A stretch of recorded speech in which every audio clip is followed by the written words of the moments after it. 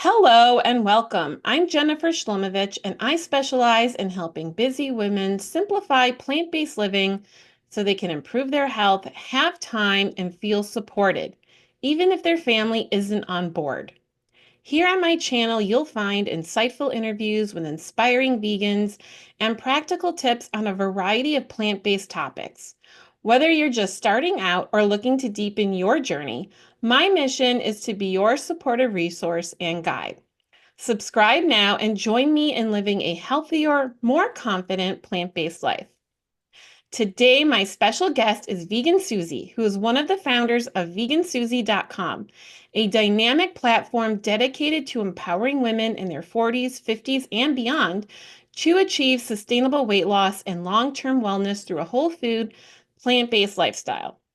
With a mission to make plant-based eating enjoyable, accessible, and deeply transformative, Susy offers personalized meal plans, online courses, and one-on-one coaching under the mantra, more plants, less pounds. Her approach is holistic, focusing not only on diet, but also on mindset, strength training, and mindfulness to create lasting health improvements. With years of experience guiding women through their health journeys, excuse me, Vegan Susy is passionate about tackling common dieting frustrations and fostering a supportive community centered on compassion, health, and personal empowerment. Her methodology, coined SAFE, which stands for Sustainable, Adaptable, Fulfilling, and Encouraging, offers a blueprint for women to reclaim their health with a gentle, results-driven approach that is as rewarding as it is effective. Her blog post, Find Your Health and Wellness Mindset with Vegan Susy, captures her philosophy that true health begins in the mind, blending nourishing plant-based food with strength training and self-compassion. Through vegansusy.com, she continues to inspire and guide her audience towards living vibrant, healthful lives, providing both practical tools and heartfelt encouragement along the way. Welcome, Vegan Susy. Hi, Jen. Hi. Thank you for inviting me on.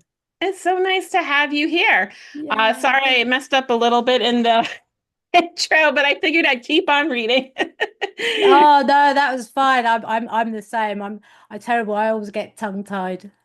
Yeah. Sometimes I'll re-record my intros, but I was like, you know what? I'm just gonna keep going. Yeah, absolutely.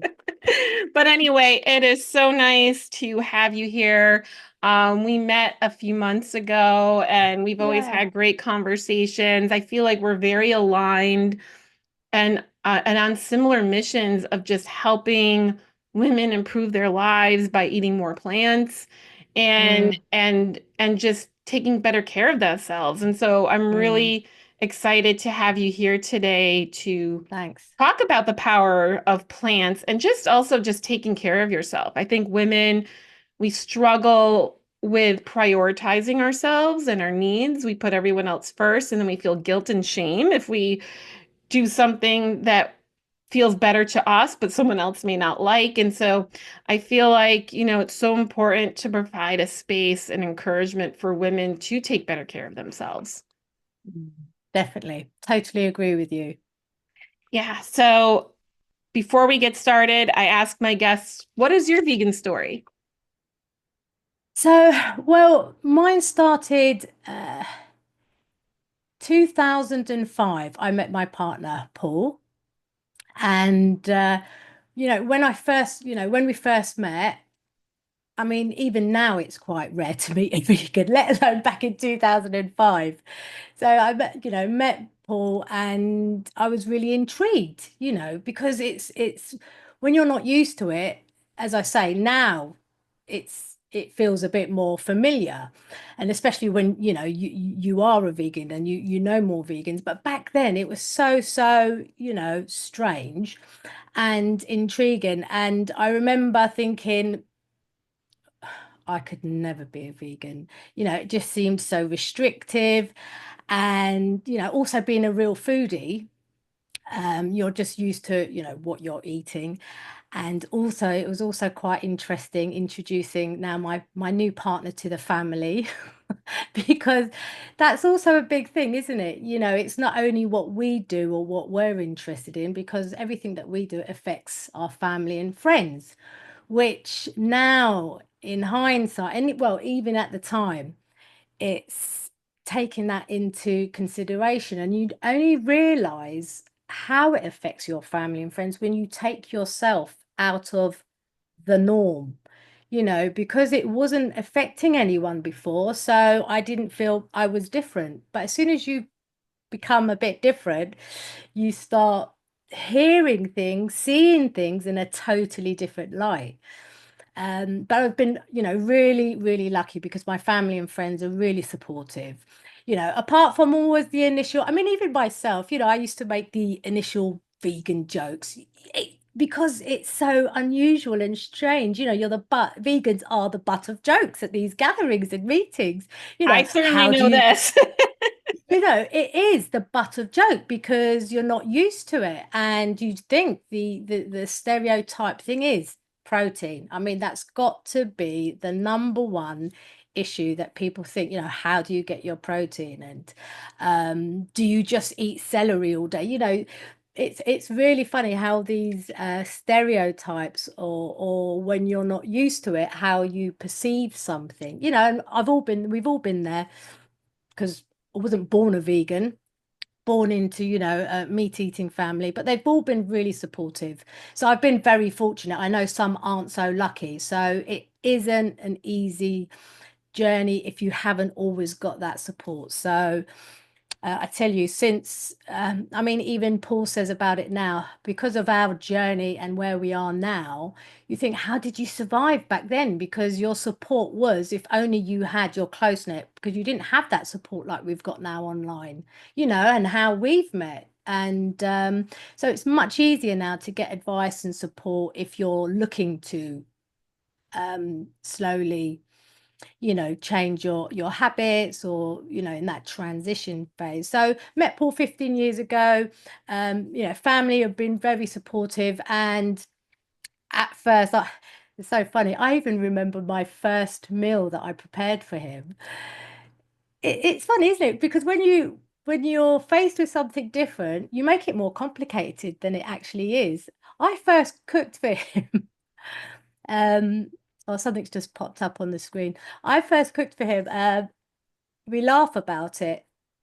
Deep fried onion rings, breaded mushrooms, potato wedges. I just had some sort of mental block as like, what am I going to cook a vegan? But actually, yeah, it's vegetables and things that you normally cook, just you just don't cook the meat, you know.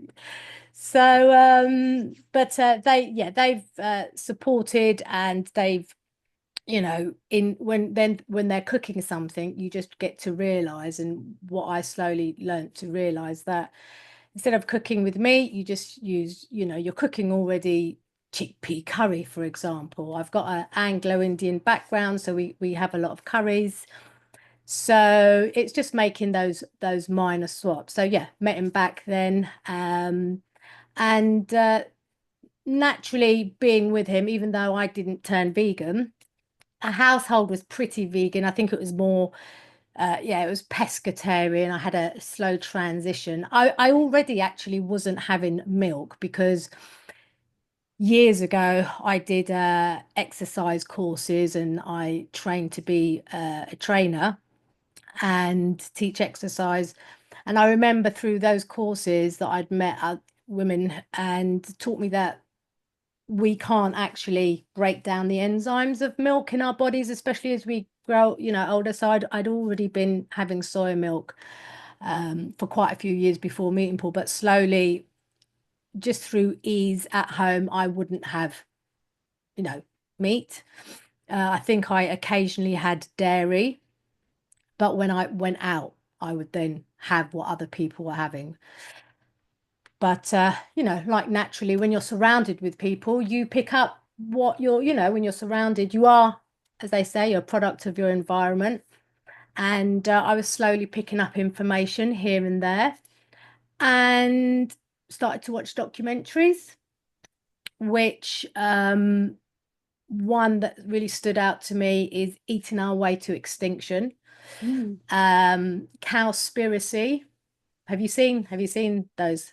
I haven't, but I've heard of them. Yeah, see, I have a hard Cowspiracy. Mm. I have a hard time watching the documentaries, but I Oh, watched one. I watched Vegucated, which only showed a little bit of that stuff. So, yeah, I haven't watched the other ones. well, this is the interesting thing. Again, like most people think, I mean, it's funny that you even commented it, like, you even made that uh, comment because most people think that watching a documentary that might make you want to go vegan has to show you all the real gruesome stuff. There's actually quite a different breakdown. There's kind of the environmental. So these are more about the effects. It doesn't go into any gory detail, which is Mhm. also quite funny because if we as humans can't watch it, how can we eat it? Which I Exactly. also quite find quite amazing, isn't it? Yeah. That people, they go, "Oh no, don't watch that because it will put you off." Well, if you're meant to eat it, why can't you watch it? So that's also another story. But no, these documentaries, they're not scary. So anyone watching this, I would really recommend to watch them as just an easy transition because it's educational. It's not going to scare you. It's just opening your eyes to the impact. Because for me, it wasn't actually about initially health, which I'll come on to, but it was the environment and the ethics of it. Although these particular documentaries don't go into any gruesome, it's just about facts and more about how, the whole system is set up and how it's just really not ethical from a food system point of view. It's not viable, it's not sustainable, from that point of view, but really educational. So I slowly transitioned. Yeah, I went from, pescatarian to vegetarian and went fully vegan in about 2016. Yeah. Great. I can relate a lot to your story as well. I gave up Mm. dairy like 2014 because I Wow. noticed I was having like skin issues, sinus issues, and just I noticed I just didn't feel very well after having Mm. dairy products. And so I just started looking things up about foods that can trigger, so like I deal with rosacea and eczema, so things that can trigger that. Ah. And I realized that like certain foods would really um trigger a rosacea flare up. And so I did an experiment and I decided to give up dairy for a month. And I Mm. noticed I felt so much better. I realized dairy was making me feel bad in ways I didn't even realize it was making me feel. That was like my normal operating system. And everyone I speak to is like, when you give up dairy, everyone feels better. And your taste buds do Totally. change. Your taste buds do change. Like, yeah, cheese is like one of the hardest things people give up, but Mm. you first of all, vegan cheeses have improved a lot. So you can get vegan cheeses that taste pretty much like real cheese at, regular dairy cheese at this point. So Mm. they've made a Getting huge better, improvement yeah. with that. Mm. But also your taste buds change. And I notice Mm. you just you start to appreciate those other things. And plus, if you're mixing sauce and other things with the cheese, you put it on a pizza with like vegetables and stuff, it really does feel like you're eating a pizza. So I feel like, you just have to give yourself space for that transition. But Mm. it started with the dairy, and I was looking up dairy-free recipes on Pinterest. Mm. And Mm. a lot of vegan recipes were coming up, and I'm like, oh, this stuff looks really good. Like things that are better than what I normally made. And there's a lot of Indian food out there that can be Mm. made vegan. And so I just discovered all these other world cuisines and use of spices and seasonings and Mm. Mm. flavorings that Mm. I didn't use before. Mm. And I just noticed I enjoyed cooking more, and I started buying cookbooks. And I also discovered forks over knives, which is whole Yeah, plant-based. And I wanted to eat healthier. My mother died of a heart attack in 2007. And so that's right. I wanted to be very like I didn't want to, I wanted to take better care of my health. And I liked that you could use whole food plant-based to eat healthy and not feel deprived. And so Mm, and it's all started with the food.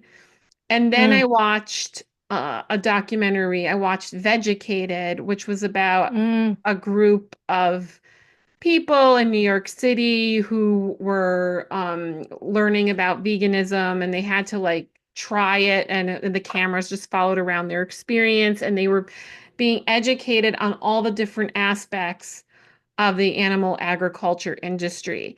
And mm. they showed a little bit of stuff in the slaughterhouses, not too much, but um, This is it. Yeah, yeah, it was enough. And it bothered me and it sat with me because you know where meat comes from, but you don't think about it. And it's like what you that's said, right? We right. just see it packaged in the store, but if you can't watch it, then you shouldn't be eating it. And I had a blended family at the time. Our kids were younger, and I knew no one would want to be vegan. And so I started, it took me a couple of years of just buying cookbooks, following my passion and curiosity with veganism Mm, and whole mm, food plant-based recipes. And I started making more of it for me at home. If anybody else wanted to try it, they were welcome to. Um, and then I found a way to make things that my family would eat, but maybe my stuff could be a side. Like I found a way to like simplify it for me. But then like if we went out to restaurants or if we did family gatherings, then I still would have the non-vegan stuff. And then mm, slowly it reached a point where I just couldn't do it anymore. And like the last thing I let go was fish. Like that was the last thing that went. It took me like a couple of years, but ever since then I haven't gone back. It takes time, and a lot of people it does take time. And that's okay. There's no right or wrong. I always say to people it's, about progress over perfection. mm. And 100%. Yeah. any little bit, like my husband's not vegan. Now we're empty nesters. All our kids are in college. Oh, But wow. yes, but You look far too young. I'm a lot older than I look. There you go. That's another good reason I find. I'll take it. Yeah. Um, yeah, so we're empty nesters and it's just us, and we my husband has some non-vegan stuff. Dairy, everyone's pretty much given up. I mean, milk, like except for yogurt, but my husband uses almond milk in his Mm, coffee. So even though we still have some non-vegan things in our house, mm, the amount of non-vegan things we purchase is very minor. So mm. that in itself is progress. And, Absolutely. my husband's respectful of what I've chosen to do. And I'm respectful of what he does. And we have, our boundaries around that. Like once everyone was out of the house, I stopped cooking because I'm the cook of the house. I told my husband that, I just don't want to cook meat. I don't want to look at, I don't want to handle it. Mm. So, you can do that part. It's very hard, isn't it? Yeah. Because I mean, you've hit so many things, you've triggered so many things that it's just, reminded me. I never used to associate. I mean, even when I went vegetarian, it's only in the last few years that I've still it's amazing how we as humans, you can disconnect what you don't want to tune in. It's not that you don't know, but you Yeah. don't visualize. You can really, it's amazing how we can switch things off that we really don't want to tune in subconsciously. I still, even as a vegetarian, it didn't even bother me walking down the meat aisles. And we call it meat because we don't want to call them animals. But, and this is Yeah. the whole thing, we use words in a way to kind of disassociate what actually it is. And only in the last few years did I now cringe.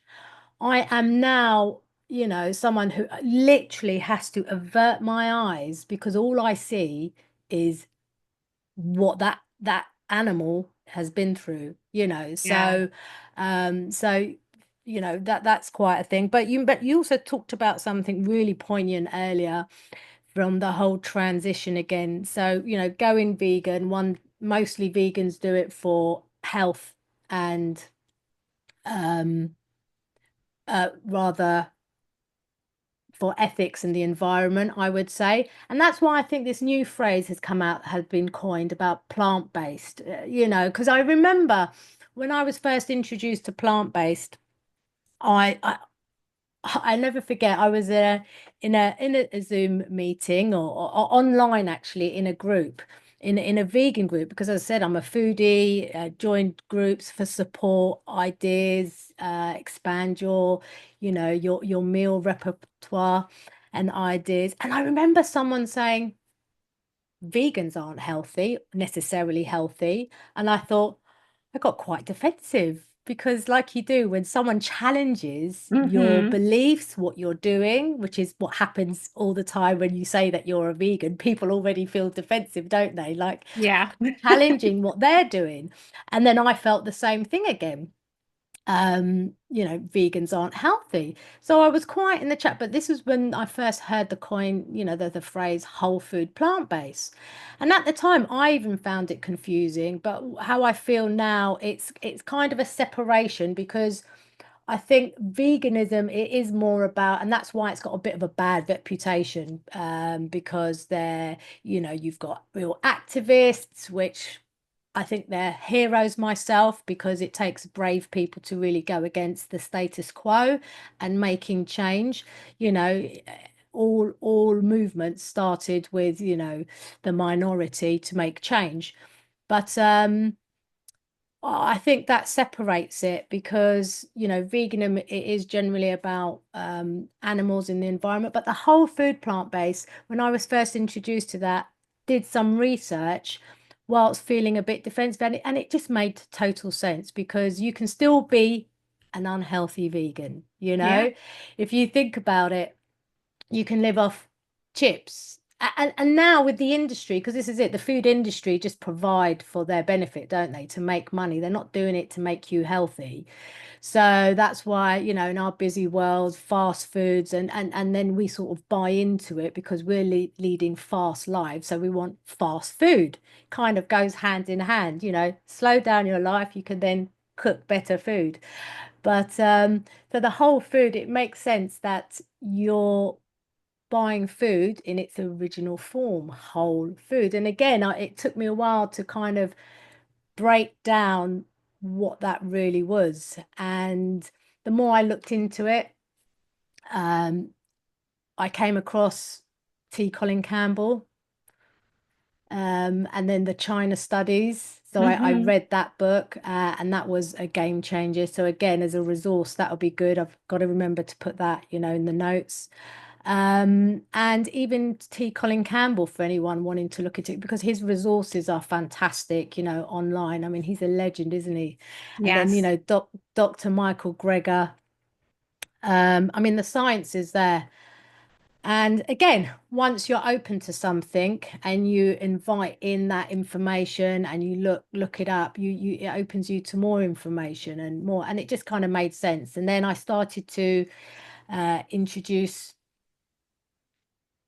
look at recipes that were more whole food, you know, reducing oil. I think that was a big thing for me. Um, but something that you connected to earlier, it's again just getting used to something new, your taste buds. Because the funny thing is, you finally got people get their heads around being vegan, and now you've got whole food plant-based. It's like now another. Are you crazy? What do you mean don't cook with oil? How can you not cook with oil? You need to fry, you know. So again, it was another transition, another thing just to get used to. Like you said, taste buds, you just get used to it. It's just learning a new tactic, a new way, because actually, once you start frying your onions, I use skillets. Um, the you know the natural juices come out, garlic and onions natural juices come out, And then all you do once it starts, maybe, before you start putting in your spices, or when you put in your spices, or when you're cooking, just add a bit of stock or water. Sometimes, depending on what I'm cooking, whether it's tamari or a little bit of red wine vinegar, to deglaze it, and then you just cook as normal. So it's just, you get used to a new habit, you get used to a new way of doing things and your taste buds. And now, if I ever go to a restaurant or a friend's house, you know, and whilst they're accommodating with the no animals and the dairy and the meat, it's very hard for them. You can't expect too much, but you can, taste the total difference. You get used to not having oil and sugar, and then you taste the difference. I mean, it sometimes it's quite overwhelming, um, because the food industries, they pack most of our foods, unless it's whole, they pack it with salt, sugar, oil. They're the main taste enhancers. Because every time someone says, oh, it's lacking a bit of taste, it'll be, put loads of salt in it. I think yeah, you really get used to how you're cooking something. Um, and yeah, it's just getting used to your different taste buds. And there's variant things that you can use. I mean, when we used flavor enhancers, say for example tamari soy sauce, it's sort of a vegan's best friend, but that's got plenty of salt in it, hasn't it? I mean, and Yeah. you almost have to look for low salt because they're actually quite high salt. But again, instead of sugars, there's using things like, agave syrup. That's a massive thing for me as a replacer from processed sugar. Again, it's a sweetener, so it is sugar, but it's more of a natural sweetener. Right. So I think it's like, when we do those transitions, isn't it? It's just making those easy swaps. Um, so I found that, sort of really helpful. Yeah, exactly. And that's what it is. I think, it's about making it fun, exploring, being curious. And that's how I was like, oh, let me make this. I kind of liked, like what you just said, swaps. Like I liked veganizing things, making a vegan Yeah, lasagna and making it whole food plant-based. And love it. you take tofu and you put it in your food processor, it takes on the texture of ricotta cheese, and then all your sauce and other stuff with it. You just cut out all this unnecessary fat and salt by making that simple swap.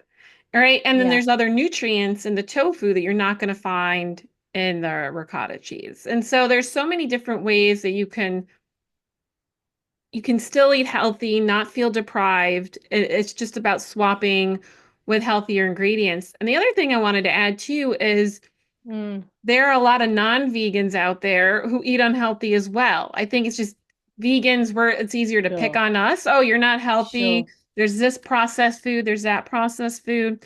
And I always Sure. tell people, just like you like your treats, why can't vegans have that also? Right? Mm, The thing is, ours didn't involve any cruelty. No one was harmed, in the process um mm, for that thing. mm. And so I eat like I would say 80% whole food plant-based. And then Same. Yeah. weekends, if we go out someplace, it may not be 100% perfect, but I try to like, again, it's what I'm doing most of the week. If I go Absolutely. to a family member's house for something and they're kind enough to put together a vegan thing for me, you Mm, know, I'll eat it and be grateful for that.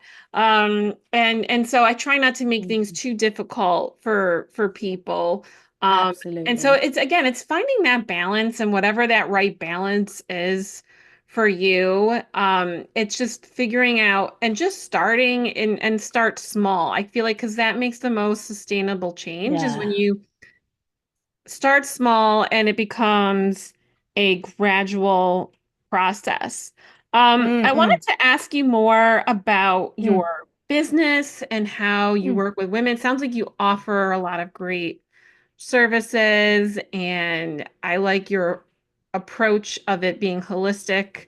I feel, when it comes to food and weight loss, it can be very challenging. I'm an emotional eater, so Yeah, for me, that can be a challenge. I had lost a lot of weight back in like 2010. This is before I was even vegan or whole food. And I kept it yeah. off for a long time, maintaining it, maybe like fluctuating, within a 10-pound range, more or less staying in that range. Mm, And COVID happened. And so I was less active. And then because I would commute into the city for work, and it was like an hour and a half commute, and I would sneak in walking, and I had, I was able to sneak in activity much more easily in my day. mm, And then also what happened was my dad had passed away at the end of 2022, and just the whole emotional ripple effect in 2023 between that and our my son was going off to college. He was the last one leaving the house, and we were moving as well. So there was a lot of big things, big transitions that happened. So I mm. just, in that moment, just could not. I just, you know, dealt with my emotions through vegan comfort food. and, Totally. and then it caught up with me. And so now I'm, working on losing weight, and it's much harder. I'm 46, and so it's much harder now, I'm finding, to like lose weight than even 15 years ago. So,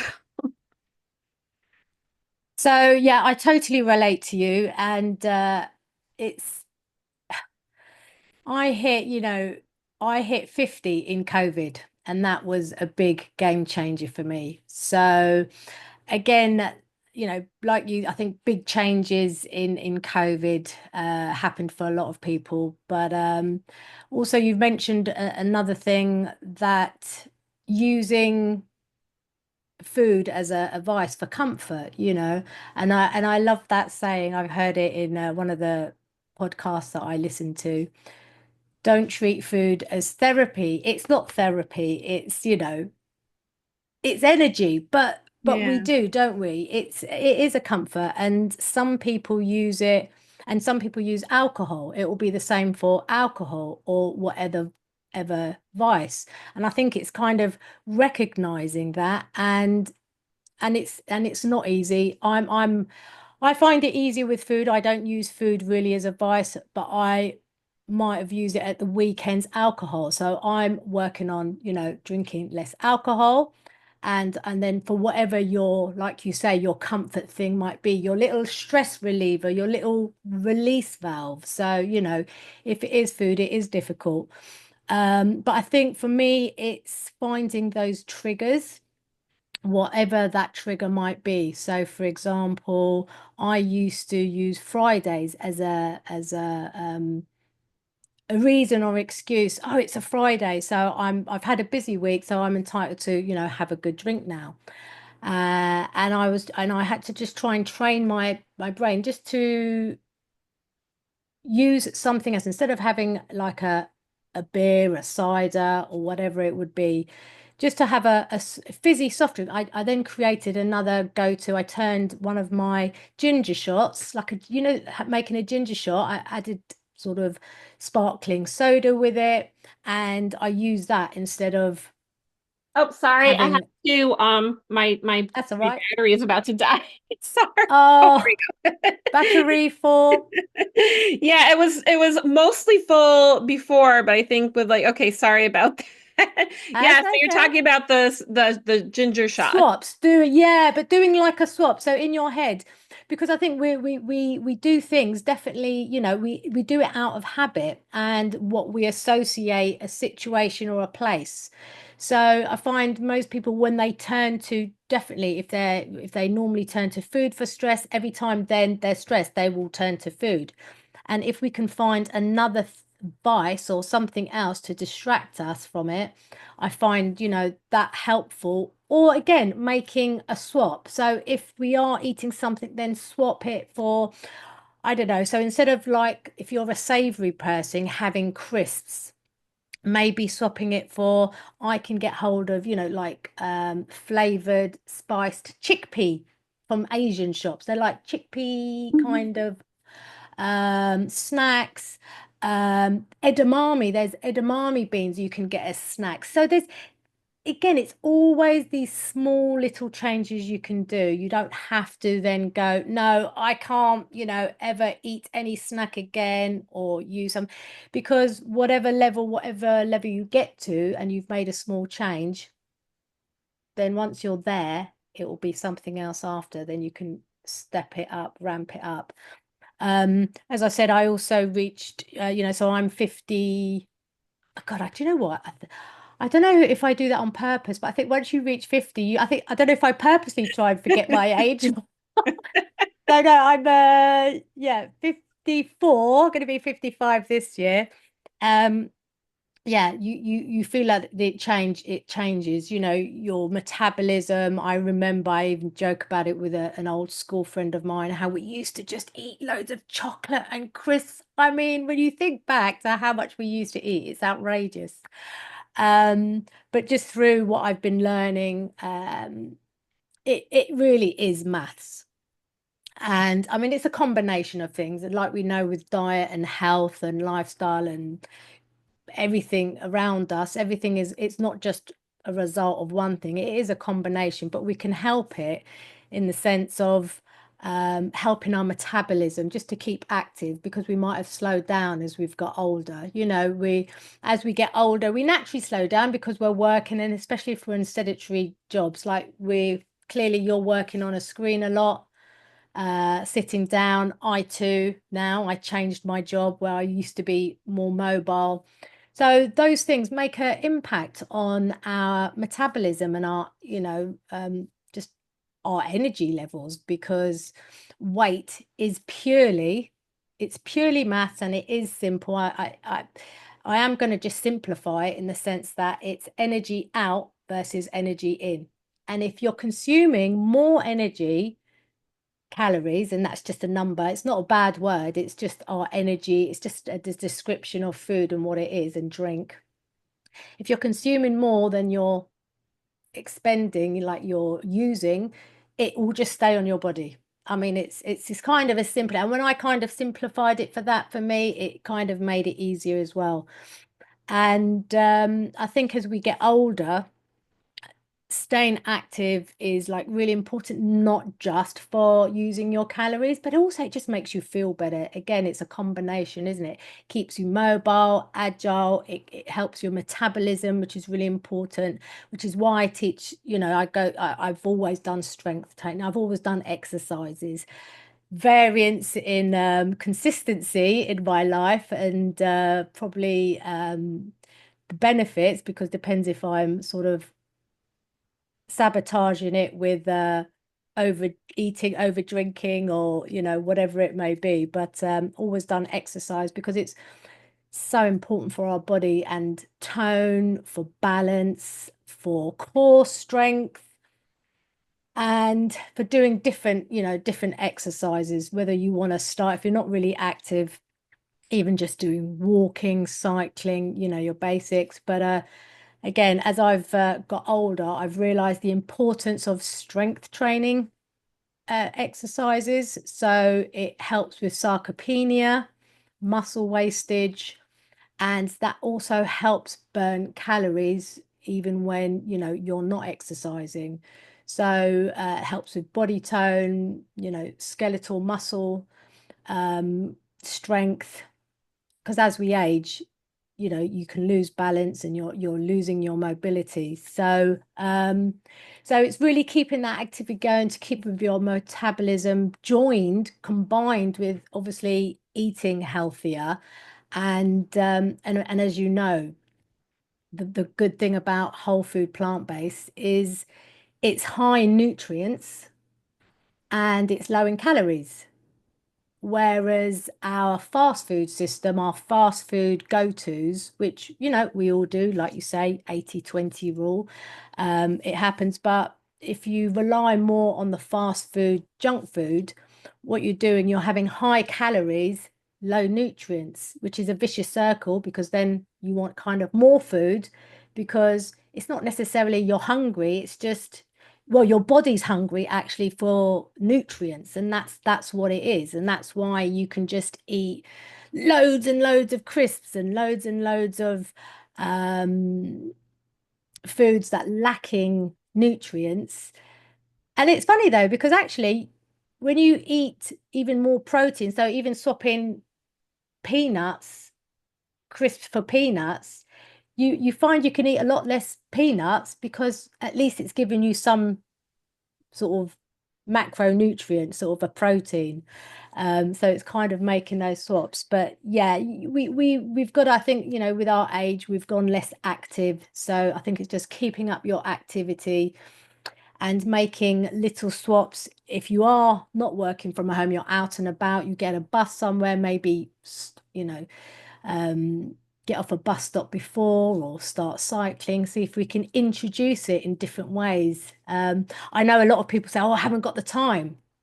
But it's quite funny because I've had quite a few conversations, and you don't have to spend more time. We just need to be a bit more creative in what we're doing. So, for example, I know someone who takes a moped into work, and they're conscious they want to try taking a bike because if they swapped taking, if they used a pedal bike instead of a moped, they're still in traffic, they still have to get to and from work, but then they'll be getting their exercise in without taking any more time out of their day. So it's just, I think, having a real desire for something, if you really know you want to make a change, having a real understanding why you want to, because when you really know why you want to do something, you'll find out how to do it. Yeah, I think we quite often have obstacles in our way because we say we want to do something, but our reason isn't strong enough, and we think about what we're giving up more than what we're gaining. And I think we'll always find a way if you really want to do something, because if you're otherwise you'll just find an excuse, isn't I it? agree. Oh, sorry. No, I agree with everything you just said. It's true because we are busy people, but Yeah. like I'm a big journaler, and um when we start looking at our time, like really looking at it, it's like, oh, I could actually squeeze in some movement here. I Mm, think we have this misconception that we have to spend like, 30 minutes to an hour in a gym, mm, where maybe you could, even if you broke up three different 10-minute chunks of time to just, you know, get absolutely. some movement in, go for a walk, you're still getting like something's better than nothing. I think a Yeah. lot of us have this all or nothing, mentality where it's got to be perfect, or, I shouldn't. Yeah. Like, I know for me, Yeah, me too. like, there's a gym in the apartment complex where we live, and now I really have no excuse. I have a free gym to go to, but, um, I'm going to be asking you about that later. okay. I'm gonna give you some accountability for that. Oh, good. I could use some accountability. I did go yesterday, actually. I hadn't gone for a few weeks. And it's harder because for me, like I used to sneak in when I did have a commute. I would get off the subway stop a few stops and I'd have a 30-minute walk. Plus, I would walk from where I lived. It was like a 25-minute walk to the train station, or I could take the bus. So I would walk to the train station, get off Mm, early, walk at work. And then when I came home, so I was able to sneak it in, but working from home, it got more like I have to become more mindful, a little more creative. I that's have to right. push myself a Mm, little bit more. And it's interesting what you said about the strength training because we don't normally think about it. I think a lot of time it's I got to do cardio, right? We all have this like that's right. mentality about cardio, and we don't think about how important it is. Yeah, cardio is important, but all of it's important. And I think too, for myself, there's this element of I have to struggle to work out. Like it has to be like we make it like it has to be difficult. If we don't like something or we've had a Mm, challenged experience with it before, we're going to mm, project that onto doing it. So it's like, how can you mm. find a way to work that into your day to day where it's not feeling like a challenge? I think you've hit the nail on the head, and this is something really important. Finding something you enjoy. I mean, you know, there's no point, you see a lot of people, don't you, like forcing themselves to go to the gym because they think they have to go to the gym, which, yeah, it's great. I firmly believe it. I love gyms. I've done it for years. I love them. But a lot of people don't still actually enjoy it. They're, on the treadmill, feeling they have to do something, they have to do. But find something that I think that you really enjoy. It could be a sport, going for walks with friends and family, or even, if you are going to go to the gym, maybe try and buddy up with someone to give you more accountability there. That's going to spur you on to maybe work harder, that you're not just going to the gym because you feel you have to, but you're getting a proper result, that it's worthwhile. Because that's sort of that's the other thing. But do something that you enjoy, that it's going to be consistent, because it's that classic, what is it they say in January, they've have their highest subscription rates joining, and then by February, March, Everybody gosh, drops off. how many people drop off? I think we try to overdo it, like you mentioned before. It's an all or nothing mentality. Start off small, like everything. Start off in bite size, that you can go to the gym or do whatever exercise you want or enjoy. Start it off small so you can keep up, and you're not, when you don't do it, you don't beat yourself up, that it's like once a week, then twice a week, then 3 times, whatever it be, but it can be consistent. And quite often you have to break that barrier. I loved it. My brother recently said to me, he's joined a gym. um what was he, 56, and he says, I can't believe it's taken me all these years to actually start enjoy exercising. And I think quite often we stop ourselves and don't give us the time to break that level where you start to really enjoy something, like that whole transition of trying new food, trying no oil, trying no sugar. At first it might taste bland, but your taste buds get used to it. And so will the routine of exercising, because once you start feeling the benefit, oh my God, there is, these things, we know that they're good for us. So we have to give it time. As I said, you just got to find your real reason why you're doing it. And it's normally for someone else, external, not just for yourself, not just because you want to look good. Like you had a great reason, yours is for your mum, um, how you've got into it. And I think a lot of people can relate to that. I too, I've seen family, friends, my Paul's mother-in-law, mum, so my mother-in-law died unnecessarily Mm. young. She was morbidly obese, purely through lifestyle, like eating choice and lack of movement.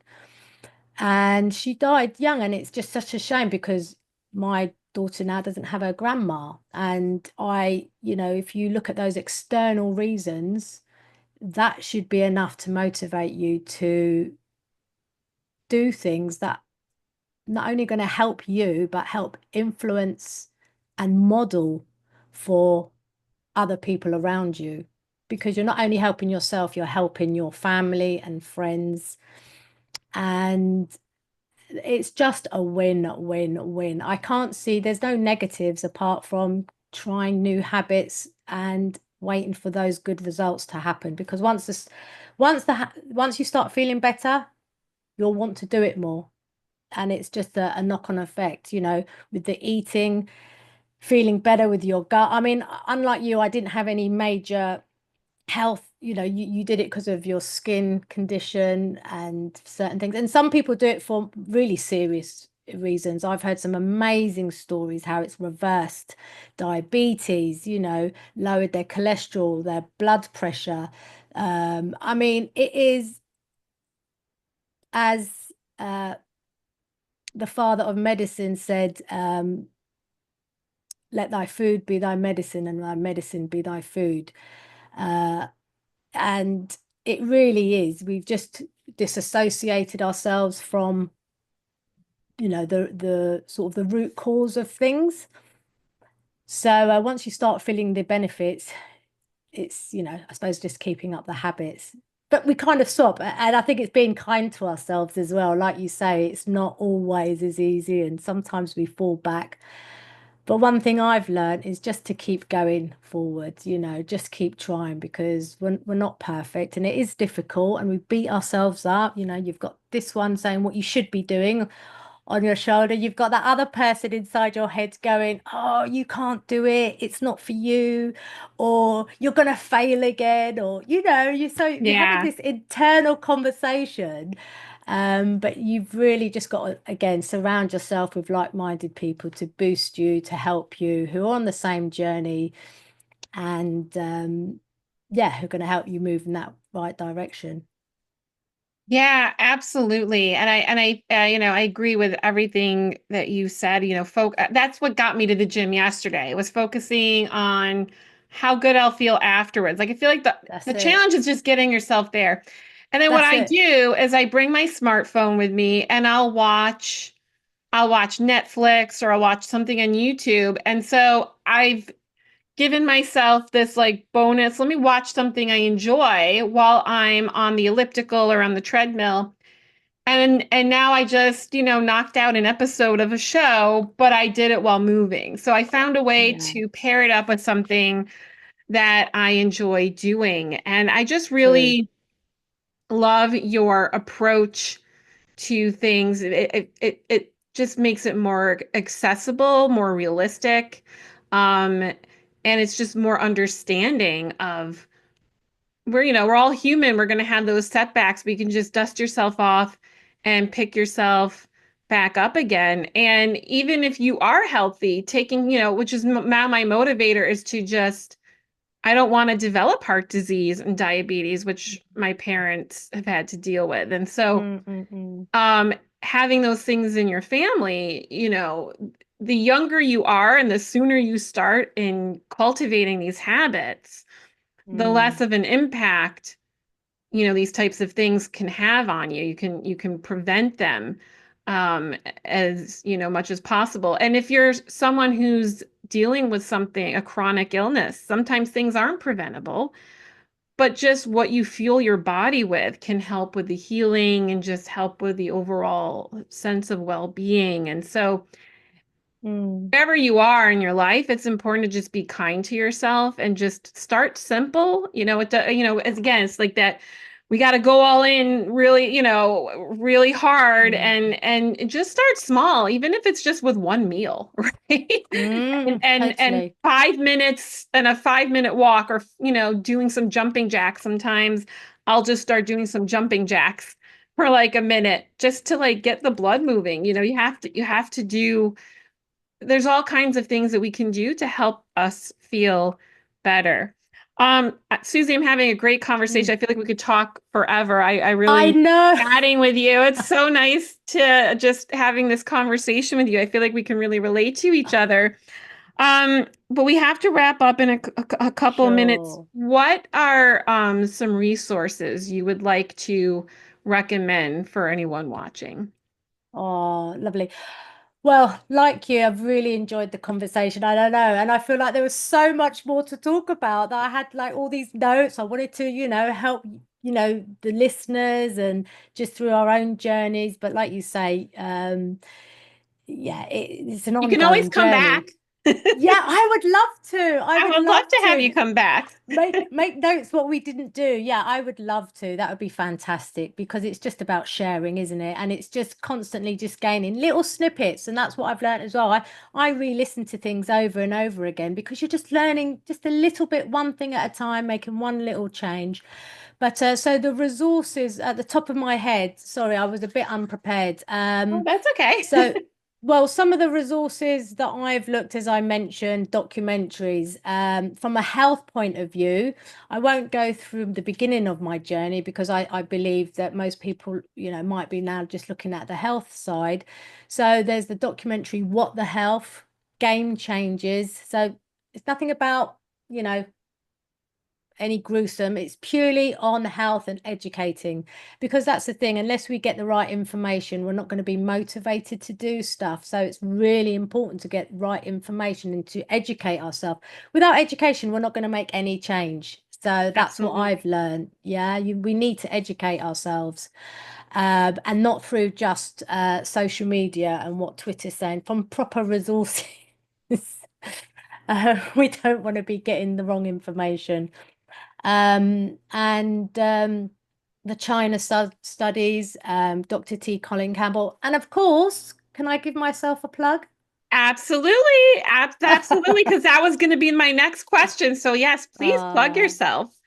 oh, that's great. Thank you. Well, as I said, I mean, we didn't touch, I suppose, we didn't, I know it's one of the questions, how I started and why I started this journey, but I gave up my job a few years ago. We've burned the boats, dived fully in to create resources for people. So if you're interested just to get some healthy recipes and to make those little changes, see how you can incorporate it, it's vegansusy.com, vegansusy.com.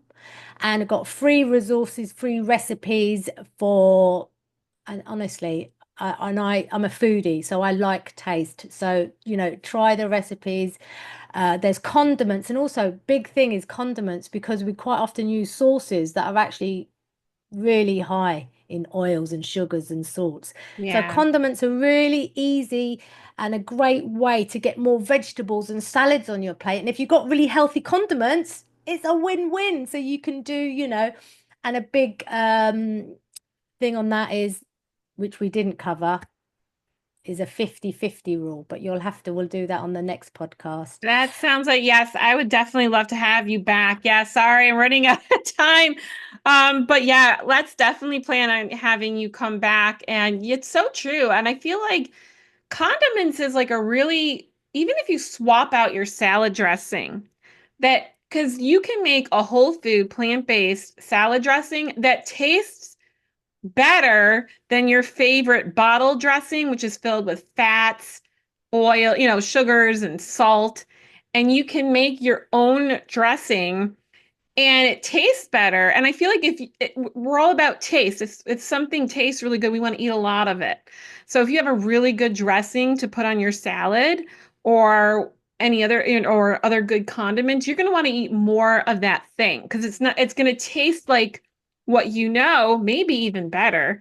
It's Absolutely. so yeah, I absolutely love to have you back. Um, and what we can do is we'll talk about when I will have you back. And then if you want to connect with Susie, I will put the link to her website below. I highly recommend connecting with her. She has a lot of great resources. Yeah. I forgot to mention my free sustainable ebook is also on the website. On the Okay. link, it says freebies. Just look at the free resources there, apart from the recipes on another tab. But there's a free sustainable ebook, and that really just gives you loads of gives you your burning questions answered and some great tips. So sorry, forgot to mention that. Oh, no, that's Thank you. great. Yeah, no, that sounds great. And I think, free is the best way to start, right? Just that's Yeah, how I started, right? I started looking up free recipes online and then I started buying cookbooks. So, sure. um, and I feel like you already shared a lot of great things because I feel like there's a lot of value when people hear someone else's journey and struggles. And so I feel, everything you've shared is valuable. And yeah, I was happy to have you here and I look forward to Oh, having you thank you. back. And I want to thank everyone for watching, and I will see you all again soon. Bye for now. Lovely. Thank you.